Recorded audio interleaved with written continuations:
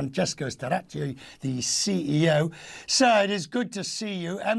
Are you expecting also a difficult winter where conservation now will help forestall the worst later?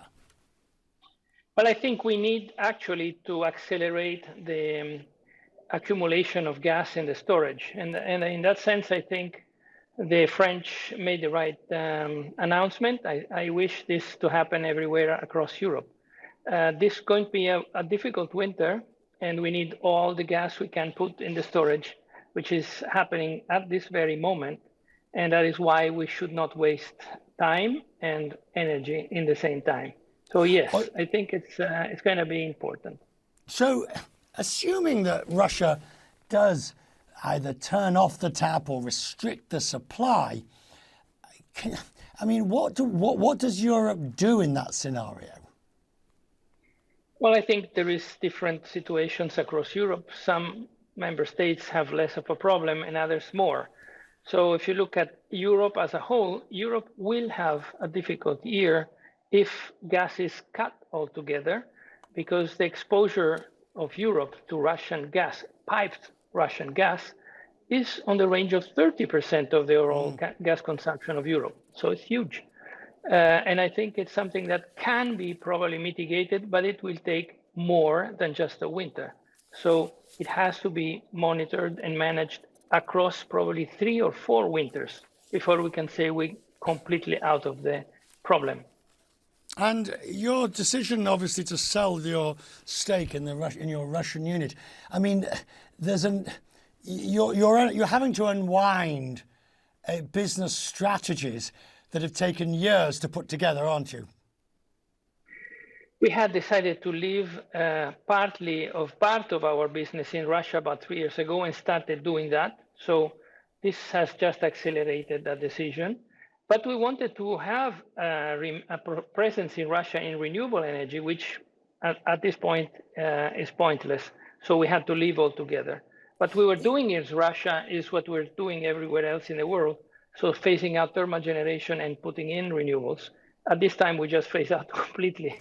And that's it. But that accelerated if you want. Is this the impossible situation whereby, the old traditional fossil fuels have been told, get rid of your refineries, start cutting your production, don't do as much exploration. And now all of a sudden it's exactly the opposite for completely understandable reasons. I get it. But the price is rocketing and we're in a catch-22. Well, if you want, there is even more than that. There is this incredible marriage being consumed between renewables and coal. Who would have thought of that just a year ago? So let's just not jump to conclusions. This is not changing the major trajectory, but clearly you have to survive. So these kind of situations are temporary, and they need to be put in place in order for the whole economy to get out of this problem in the best possible way. As you look at the energy market at the moment and at these elevated prices at the same time as we have essentially stagflation in the major economies, what concerns you most for the next 6 months?